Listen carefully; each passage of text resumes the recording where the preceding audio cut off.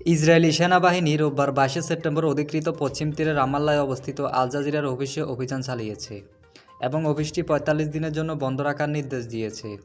সকালে ভারী অস্ত্রধারী মুখোশ পরা সেনারা আল জাজিরার পশ্চিম তীরে ব্যুরো চিফ ওয়ালিদ আল ওমিরের কাছে আদালতের নির্দেশ হস্তান্তর করেন, যদিও অফিস বন্ধের সুনির্দিষ্ট কারণ জানানো হয়নি। আল জাজিরা আরবি সংরক্ষণে সম্প্রচারিত এক ভিডিওতে দেখা যায় যে ইসরায়েলি এক সেনা আল ওমিরকে অফিস বন্ধের কথা বলছেন এবং অফিস থেকে সরিয়ে দেওয়ার নির্দেশ দিয়েছেন।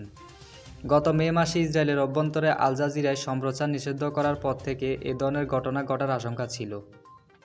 আল জাজিরার সাংবাদিক নাদি ইব্রাহিম টেলিফোনে জানান, ইসরায়েলের পক্ষ থেকে আগে এই হুমকি দেওয়া হয়েছিল, তবে ঠিক করে তা কার্যকর হবে তা নিশ্চিত ছিল।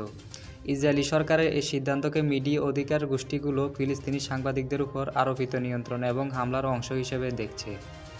গাজায় সরকারি মিডিয়া অফিসের তথ্য মতে গত বছরের অক্টোবরে গাজায় ইসরায়েলি আক্রমণ শুরুর পর থেকে এ পর্যন্ত ১৭৩ জন সাংবাদিক প্রাণ হারিয়েছেন।